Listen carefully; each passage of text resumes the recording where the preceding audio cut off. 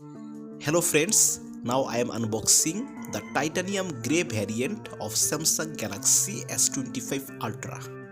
Doing so, I will also share some in-depth information of this smartphone. Samsung's first unpacked of the year is arguably its most important event yet. It set the tone for much of the smartphone market in the first half of 2025 and introduces Samsung's flagship of the year, the Galaxy S25 Ultra. The Galaxy S25 and S25 Plus tagged along, which is probably the highest praise we could give them. And Samsung teased a Galaxy S25 Edge, and while it's featuring around 4 edges, it has little to do with its legendary namesakes. The Galaxy S25 Ultra is a bit bigger than the previous flagship with its 6.9-inch dynamic AMOLED 2X display providing a QHD Plus resolution.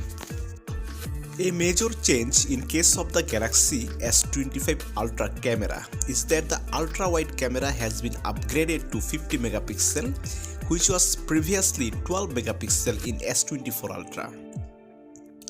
This upgrade allows the user to capture much higher quality ultra-wide shots, which can come in handy when taking those group photos. The Galaxy S25 Ultra has a 200 megapixel wide lens, a 50 megapixel and a 10 megapixel telephoto camera. The front camera is 12 megapixel like the previous S24 Ultra. Powered by Qualcomm's Snapdragon 8 Elite for Galaxy chipset, it delivers exceptional performance for multitasking and gaming.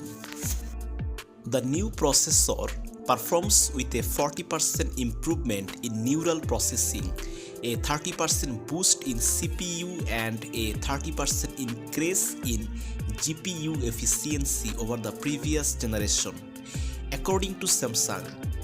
Because of the powerful processor, Samsung has also increased S25 Ultra's thermal management through a 40% larger vapor chamber than the previous generation.